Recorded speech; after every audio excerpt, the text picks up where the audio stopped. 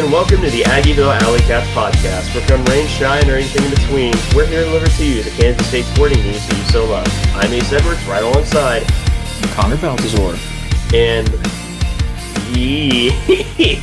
before we get into this thing that transpired, we do want to thank the sponsors of the show, and that is Greg, Arthur, and Grandma.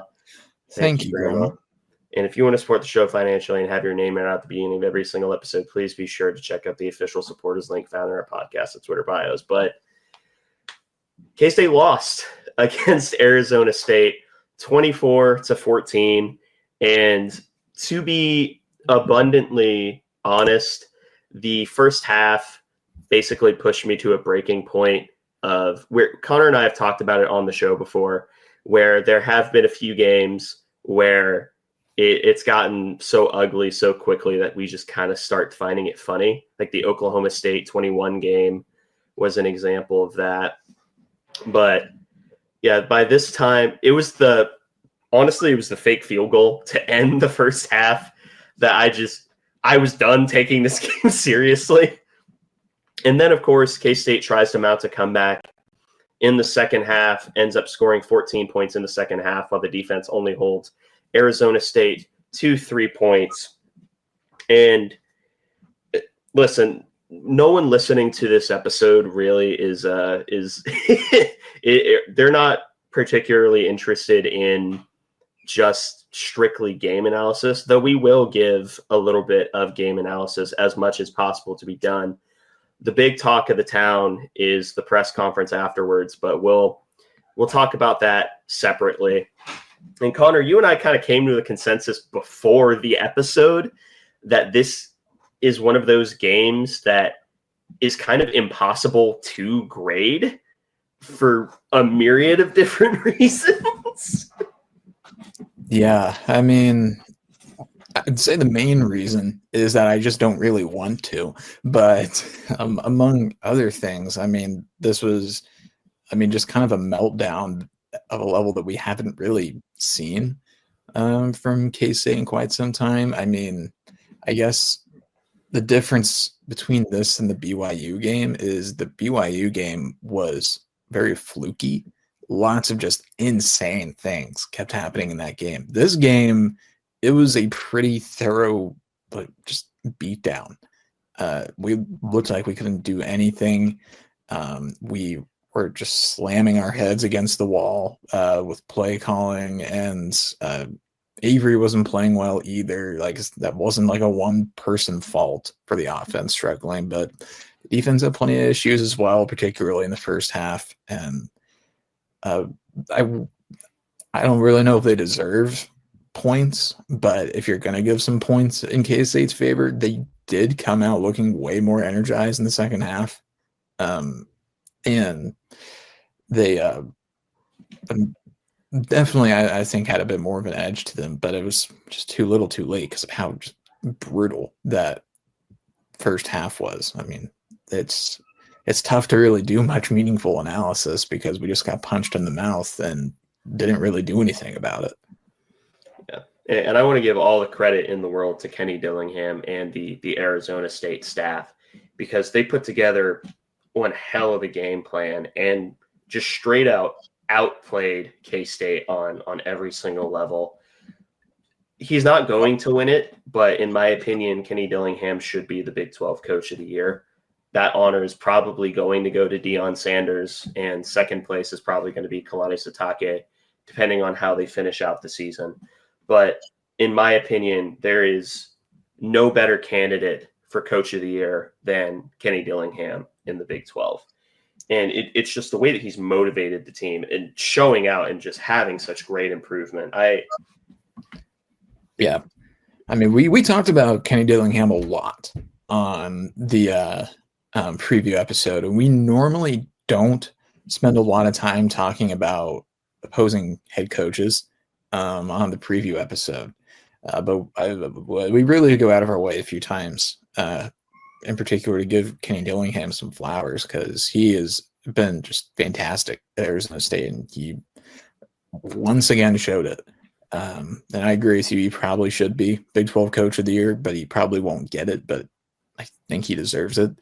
because Arizona State has had by far the biggest turnaround and from season to season between the three schools that are really in contention for the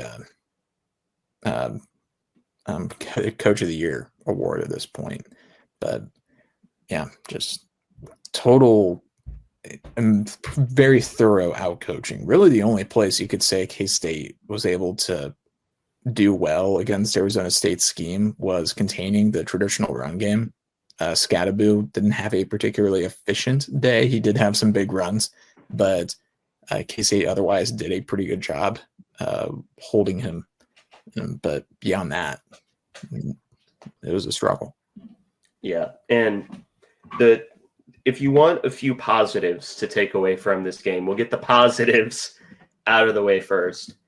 They did hold Cam Scadaboo under 3 yards per carry, which is remarkably impressive. Yeah, like that's just objectively a really great thing. Like we were beat thoroughly, just not in the way that we expected, because we expected just a thrashing from Cam Scadaboo, but holding such a great running back under 3 yards a carry, I mean that, like, I hat tip to the front line of the defense there. Yeah. The other things that I was encouraged by, funnily enough, all occurred on like the last 2 drives of the game. Avery looked very comfortable operating in a 2-minute offense. We'll start there. We'll start there because this sort of dovetails nicely into a negative point, but I promise we will return to the positives afterwards. Avery looked very, very comfortable in a way that we haven't really seen up to this point running a 2-minute offense, because he hasn't gotten a lot in the way of 2-minute opportunities. But despite that, he looked very comfortable doing it. And the counter argument to this is Arizona State was playing a lot of soft coverage, which, yeah, you can make that argument, but Avery also did make a few big throws, just manipulating those zone coverages. So I was encouraged by what I saw from Avery on those last 2 drives. The interception on the last drive doesn't bother me as much given the extenuating circumstances. That's just him trying to make a play. And that was sort of, this isn't the point I was dovetailing into, but I think Avery started pressing really bad in this game because he felt that he had to be the guy to get K-State back into this game. And as a quarterback, yes, you are, but you can't really go into it with that mentality, because that's when you're going to get yourself into a lot of trouble. And that's why he was pressing the ball downfield, which, granted, the guys were open, but you just can't get yourself too amped up like that. You have to remain even keeled. But that's not the main negative. I'll let you get your positive thoughts in before we talk about the big negative. Yeah, I guess a big positive take from this is that if we had won this game and save for one penalty call, we would have been calling this the Dante Cephas game, because he had a really great performance. This one, he had a few really big catches, and of course he had that long touchdown that got called back for, I think it was an eligible downfield, as I recall. Or yes, it was. It was an eligible downfield. Yeah, which I wasn't looking at the line. I was watching Dante Cephas run really fast, so I have no idea if he really was or not. But based on how the rest of the game went, I believe it. But beyond that, we actually do get fairly consistent pressure. We just weren't containing, and that was really frustrating. But we were pass rush was generally getting home. Toby nearly got home a couple times. Bates got close once or twice. Brendan Mott was a little quiet in this one compared to how he is normally. But yeah, it was beyond that, it was a bit of a rough day. Credit to the defense for their second half performance. Some really, really tough moments in pass coverage at times, but they also were put in some pretty tough situations, to be fair. A lot of blitz zero, in the second half, which I don't think. A lot of falling down. A lot of tripping, which I was really frustrated the first couple times, but after a bit, I was starting to wonder about, like, is this just an equipment thing? Because, 4 catches given up because we trip. It's like at some point that is a pattern as opposed to just individual mistakes. Yeah. Yeah, I do want to give the defense their flowers. They played, they only gave up 3 points in the second half. And that isn't Arizona State strictly pulling off the gas either. Because they were just running their offense. That is their offense. Their offense is that sort of run the ball, contain offense. If we were facing any other team, I would have felt significantly better about K-State coming back into this game. But it's just with Arizona State, it was almost never going to happen, and it almost did anyway. But to dovetail into the negative that I was talking about, Connor Riley had a disaster class against Houston. He has somehow topped it up against Arizona State. And I will say that for the running game, I think I've figured out, emphasis on I think. I'm not a coach. I don't know for certain. But I think I figured out why a lot of the inside running isn't working. And that's because the defensive ends are crashing inside. They're basically hitting the outside shoulder of each respective guard, which really, really messes with a lot of the core concepts that Connor Riley really likes, like inside zone and just more foundational stuff like that you're compressing the look and you're not allowing any lateral movement from the guard. And that was the exact same scheme that the Carolina Panthers ran under, I think it was the first year of Matt Rule, for the 3 weeks that they were one of the best defenses in the NFL, because no one could run against them because they just kept slanting and pinching their line from an under front. Granted, in the NFL, it only lasted 3 weeks, and also Carolina stopped doing it even before it stopped working because Matt Rule. But I think that's the explanation. However, there is a way to counter this, and it is literally just called counter or trap running, which Connor Riley admittedly did work into a little bit more this game. But we have found ourselves on the side of defending Connor Riley this year, because up until I would say up until the KU game, he genuinely was a really, really good offensive coordinator. The KU game had its warts, and then Houston and Arizona State both happened. Both of those games were quite stinky. This game was especially stinky. And it just, this is going to sound hyperbolic, but I promise it is not meant to be. I have never felt less hope watching a K-State offense in a game since the Messingham era. At least with Colin Klein against Tulane, I had hope. I had none of that this game. So I've spoken for a little bit. Connor, what are your thoughts on the fellow Connor? Although he did, you have one more N than he does, I believe. I do. He is a singular in his name. But I with Riley, are we sticking with Riley here? Yeah, we're sticking with just Riley. And sorry, I was looking at our participation list for the game because I was trying to figure out who the long snappers were. We used 2 in this game. So that's another point. It's not all on Mason Olgun this week. Andrew Johnson, formerly almost impeached, current redshirt freshman long snapper. He was impeached. He was almost removed from office. I'm a poli-sci guy. I should get that right.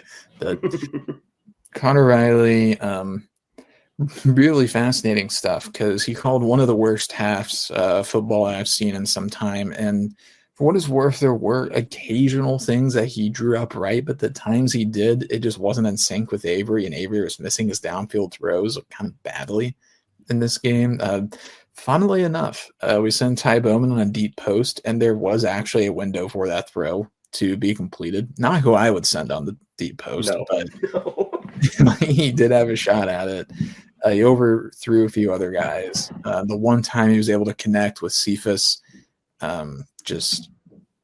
stupid penalties. Really unfortunate penalty. Yeah, the run game scheming, which, I mean, it's gotten to a point where you really don't need to know a lot about like football tactics and play calling to understand that when we've been running up the middle and like just inside power, it's not super effective. We were able to bounce a few runs for some big time gains in the second half, which was nice, but it was not a consistent running attack.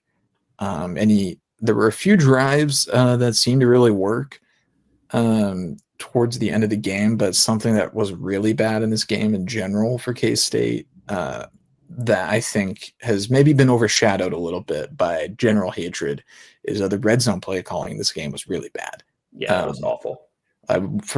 We've been using the tight ends a lot in the red zone, and we weren't really going their way as much this game, save for a throw that really didn't have much of a shot to Garrett Oakley, which I believe was I can't remember if it was the same possession as the first screwed up field goal or if that was the Avery scramble touchdown. No, it wasn't a scramble, it was a delay. But I think it was the that was the same possession because the next play was the draw. Right. But yeah, red zone play calling was just not really great in this one.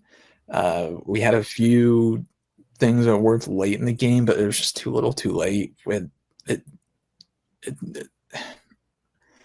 we've been way too slow to adjust offensively throughout a lot of the year, with the exception of the West Virginia game for some reason. But even then, we were kind of slow there too. Well, I can offer a theory as to why. I would love it. We couldn't run the ball, but we could pass the ball. One person is responsible for the passing game scheming, and the other person's responsible for the running game. Yeah, I think that's an interesting theory there. And I think you might be onto something, unfortunately, which is so weird given how effective we've been at running the ball up until this year. I think it maybe is indicative of too much on somebody's plate, I think, which I don't like saying, but this might just be true. It may not be, it might be. Then I'm trying to think about what else. This isn't necessarily a Riley thing, but it's an offense thing. And I think it goes to something you were saying earlier about Avery and how he did look a lot better passing in the second half, particularly late. And this is not actually something that I pointed out. It was something my girlfriend pointed out in the game. My girlfriend, Sarah, she said this, and I think she's right, actually. And it's that Avery looked way, way better when he was not thinking. He looked, when he was just going pure, but when we were going a lot faster, he looked way more comfortable. Like that fourth down and forever throw to Spivey, that was a fantastic throw from Avery. Fantastic decision. Yeah, like, and he was really spinning it on some of those last few drives, and I'm not sure what the deal is with the pass game. I don't know if it's Avery's fault for wanting to really commit to being a pocket passer. I don't know if it's the play calling. I don't know if it's a bit of both. But major issues where the passing game, whatever we're doing scheming-wise, is not working. But we saw glimpses yesterday of something that does work. And we're not really doing that for a majority of games, majority of the season. And so just really frustrated. And the rest of the fan base is too. I mean, I've not often heard much booing at K-State football games throughout my life, but I mean, to be fair, I don't think people were booing the players. I think people were booing the play calls, and it was warranted. Like, because I think even the offense looked a little frustrated. The players did, which something we've not even talked about yet, which I cannot believe we haven't mentioned yet, and we're 20 minutes into this episode, is the 2nd and 9 run call on that last drive. Oh my God. Ace, you're more of a schematic guy than I am. I will say my limited knowledge tells me that it was a not impressive decision, but I would like to hear what your thoughts are on that. Let me really quickly. I'll write my real thoughts down before I actually start explaining it to the people in more words. But so these are my actual thoughts. No one will ever know what this card says. You know, I think people can make a really good guess for what it's worth. Yeah, and so the only way that makes sense is if they saw something. You know how this is going to be a deep pull. You remember 2021 Stanford when they checked to a run play against Stanford on like a 3rd and 22 because they saw something in the front? That is the only way that makes sense. However, it was the exact same damn front they've been running the entire drive. And you can't do that. And something else that I just want to throw out there that I'm beginning to realize, especially lately, is in some ways Connor Riley is trying to shove Avery Johnson into being more into the Connor Riley scheme. And what I mean by this is even on that last drive when Avery was playing brain off football, Connor Riley is very similar to Colin Klein, except for he doesn't have the screen game creativity that Colin Klein has. And that is something that I've been a little bit disappointed with Matt Wells in the past game schemings. I have not been impressed at all with the screen game, which that's always been one of his biggest strengths. So I have no idea what's happening there. But even if you look at that final drive, you'll notice that Avery every single time out of force of habit is still doing the play action fake, even when it makes no sense at all. He is being trained into taking that extra beat on the play action fake and in some ways that's probably causing him to overthink in some ways. But again, it's becoming habit. So, I don't know. But the vibes that I've been getting over the past few weeks is that Avery Johnson is not the best scheme fit for what Connor Riley wants to run as a play caller. And it was masked earlier in a sense because when the scheme is relatively unchallenged, either you have superior players or you just so happen to have a good offense for going up against that particular defense, it really masks the issues. It's the same thing that Messingham had for a while, where this is probably the only time that I've ever given Courtney Messingham credit on this show, but he had a solid conceptual scheme that fit Skylar Thompson, and it fit Skylar Thompson exclusively, at least as he called it. In some ways, I think Connor Riley is calling plays for a different quarterback than Avery Johnson is. And I'm wondering how much of that is Avery's insistence on being a true pocket passer. Being a pocket passer and playing brain off football are not compatible. Those don't go together. They can never go together. Unless you are quite literally training the Alex Smith, quarterback role, which there's nothing wrong with being Alex Smith. Sam Levitt is Alex Smith, and he's a damn good quarterback. But you can't mesh those two ideas together. And I think that has led to a slight decrease in Avery's performance as of late. The blank stare is yeah, there's a little dribble of drool goes down my face. But man, I don't really have a lot to add to that other than like I think the thing I'd like to hit home is that from what you said is that there's a very obvious disconnect. I mean, no matter how deep you go into it, like, you can go as deep into it as you did just there, or you can just, be somebody that doesn't really know anything about football scheming and just watch what's happening in front of you. And you can tell that there's a disconnect somewhere in the offense.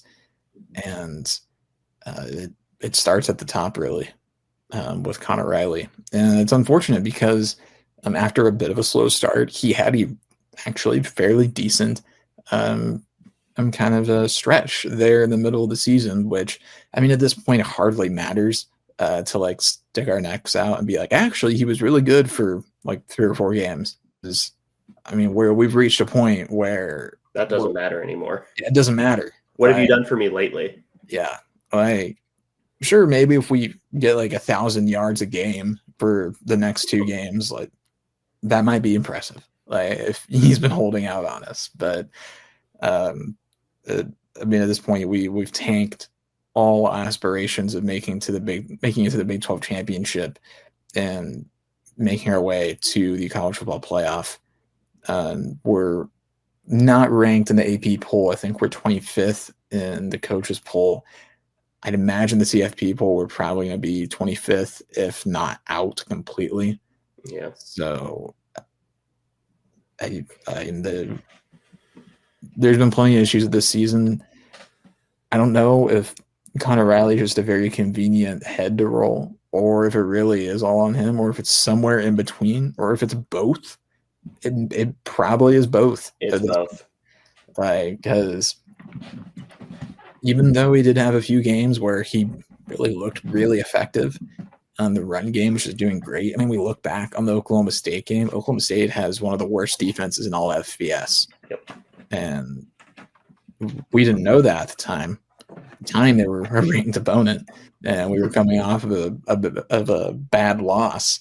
But like, hindsight helps there, and we've now had a loss to a Houston team that just got blown out by 30 at a very bad Arizona squad. Yep. And we had a bye week, and now we've had this. So it's been about a month of bad football for K-State, because even that KU game, that was an ugly win. A win over your rival's a win, but we weren't doing ourselves any favors in that game. And here we are now, where we're 2 games left on our regular season schedule. We will have a bowl game, as long as we have a roster still. But what, you think we're gonna get like marshaled or something? Nothing that drastic. Speaking of roster, before we get into strictly negative and also the event, as we will probably call it, 2 flowers for really young guys, and that is both Joe Jackson and Trace Bybee. Both looked amazing in their limited time. Trace Bybee should have had 100 yards in this game, because there were times that there was no one in the same zip code as him, and Avery just didn't see him, which, that's a shame. That really could have happened to anybody. But Trace Bybee showed a lot in this game, and I think it was very, very telling that he was the go-to receiver on those last 2 drives whenever, you have those gotta-have-it situations. And Joe Jackson stepping in for Dylan Edwards after he pulled his hamstring, which, first off, again, that's a shame. That could have happened to anybody. But Joe Jackson also looked really, really solid in his action at the end of the game. So flowers for the young guys. Yeah, Joe Jackson had a really fantastic catch on what was also a really great play from Avery Johnson. I mean, he was like in the air as he made that throw, because he was like about to get sacked. So that was a really athletic play on 2 fronts. So big shout out to both those guys. And Trey Spivey, I think it was impressive that he overcame an early, really, really, really, really bad drop that he had early in that game. Because may have been the worst drop on the season for K-State, but he turned things around and really played super well, stepping up for Keegan Johnson, who tweaked something in warmups and wasn't able to go. And so I'm happy that we got to see more Trey. That was something I was actually complaining about to Ace and a few others before the game. Was I've been wanting to see more Trey Spivey. Granted, I did not want to see it at the expense of other people getting injured, but regardless, I was still happy to see more Trey. I thought he looked super effective, and I was so happy to see us take a tall receiver and throw a jump ball. Like, finally, like jump ball plays are not the most high percentage play, but sometimes when you have a guy like Trey Spivey, you just need to give it a shot, particularly when not much is working. Just let an athlete be an athlete. I was so happy that we finally gave Trey a chance to do something like that. But he looks so good, I thought. But those two guys looked good. Asher Tomaszewski played a lot, didn't notice much, but that's just kind of life as a nose tackle. Yep. Speaking of nose tackles, Damian Leo had a phantom hold. I mean, it ultimately did not matter. We lost by 2 scores, but I mean, that was just a horrible play, horrible call. And Zayshawn Rich, he played a lot in this game. So a shout out to the true freshman. Zayshawn Rich and Devon Rice had a solid kickoff return, I believe, at one point. Or he was back on kickoffs, or was that Dylan? It was Dylan that made the return because he kind of had a major explosion with the kicker at the end. I thought there were 2 returns. The one that made it to the 50 was Dylan. The one that made it to the 35 in the third quarter was Devon. Okay, gotcha. But now we can move into the strictly bad, which there's really only. Well, there's only 2. The defensive backs constantly tripping, which we went over, and the special teams, specifically the long snapping situation. Had K-State made either of their field goals, that last drive becomes infinitely more manageable because, I mean, you're not playing from down 2 scores, and that's a drum that everyone's going to beat. I'm not going to give you any unique insight on it. So do you have any unique insight before we get into a little mini rant that I suppose I've been storing and then the event? Long snapping and holding and such, and even kicking. I mean, we always talk about kickers having the yips. That is almost certainly what it is at this point with snapping, because snapping is very, very, very robotic, very routine. Particularly with field goals and extra points.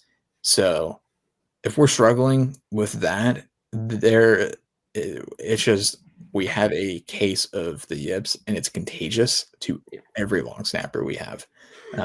And if that's the case, that is really, really bad. And the only way to get out of that is to shoot our way out of it, like a 3-point shooter would at the slump, which these are much higher stakes than missing a single 3.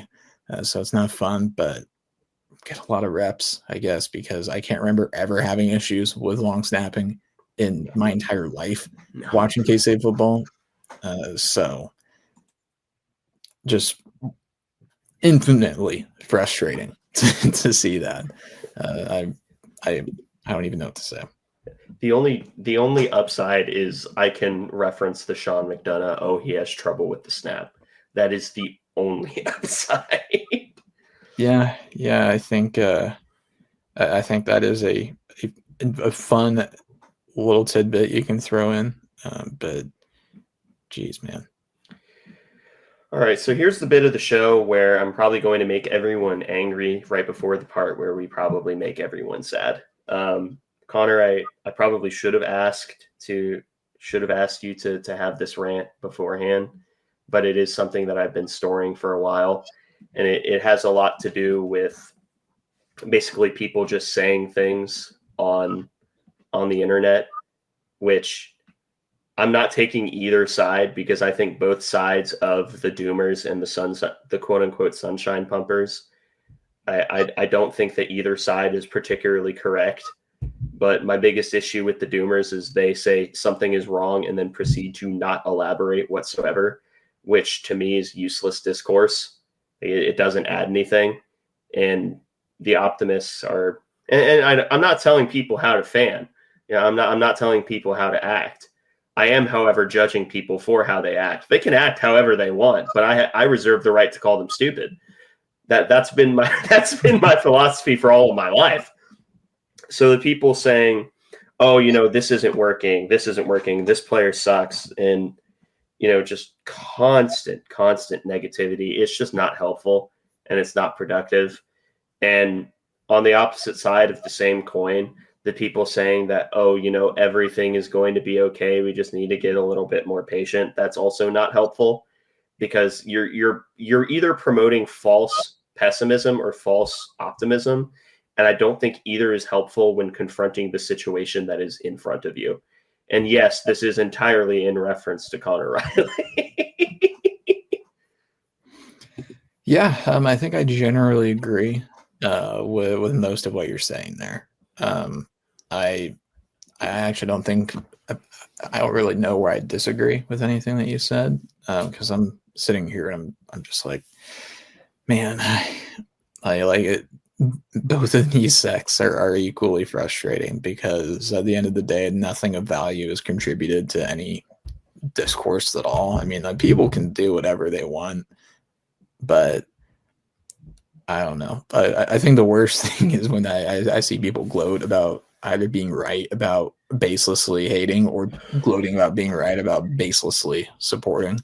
I don't know, just think about it a little. And it's always the dumbest people on the internet who do that. That like you will scroll through their tweets and you will find like 30 instances of them being the dumbest person on planet Earth.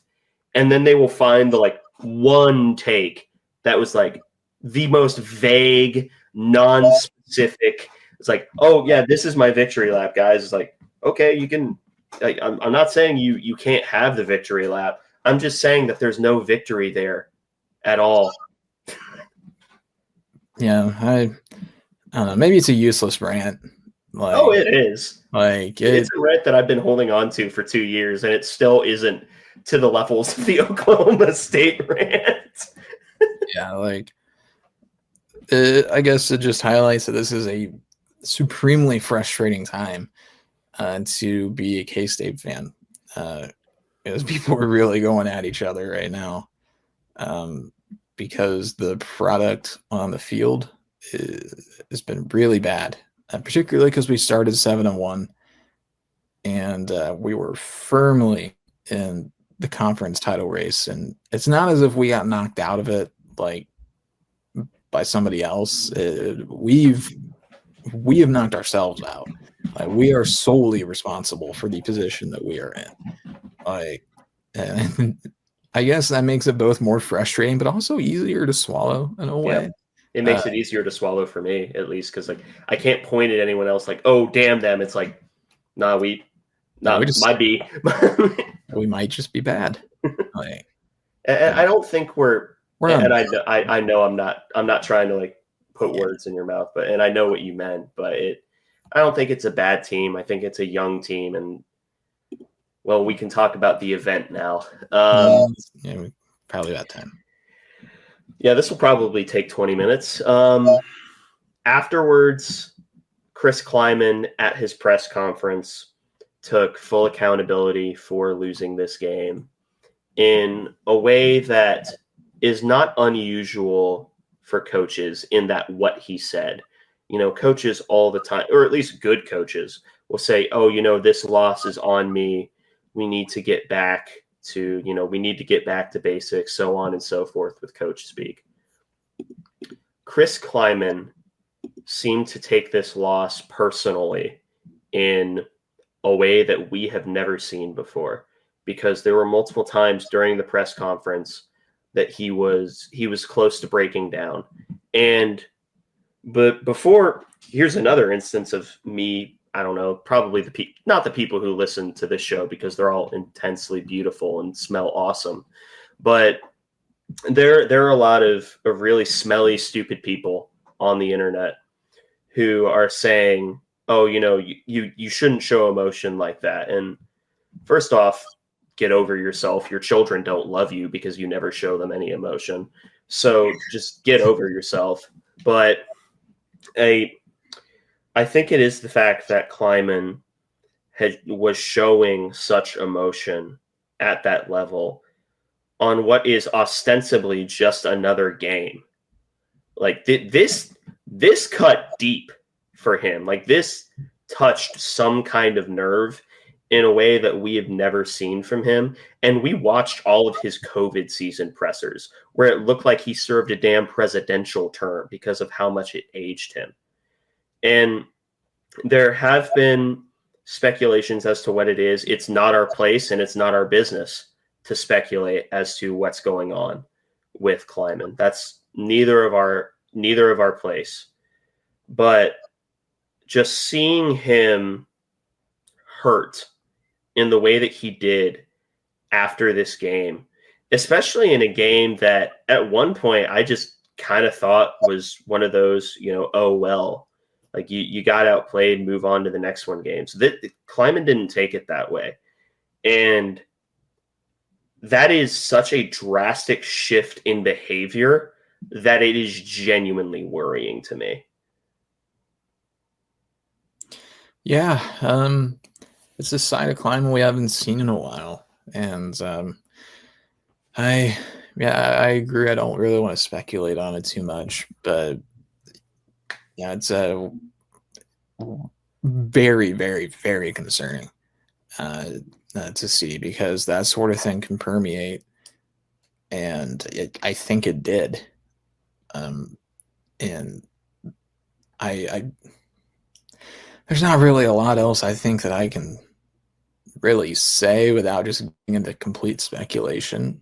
I don't want to start speculating, because that's just how rumors start. And full disclosure, I don't know anything. So Chris Kleiman hasn't sent me a DM saying, "Hey, here's what's going on in my personal life." Oh, thanks, Chris. I'll see you for lunch on Wednesday. I'll hold the door open for you. Yeah. So that's not what's going on here. But it was definitely a side of him we haven't seen very much. I'd say I hope everything is okay, but it's not. Clearly not. It's clearly not. Clearly not. And it's remarkably concerning. And I guess, I don't know. I'll turn it to you. I don't really have a lot else to say. To me, there are certain times that, and like you said, I don't know what's going on, and I don't find it helpful to speculate. What I do know is I see someone that, although I've never met personally, I do have an intense respect for, because I know a fraction of what he's been through with this team, and the camaraderie that a team can go through.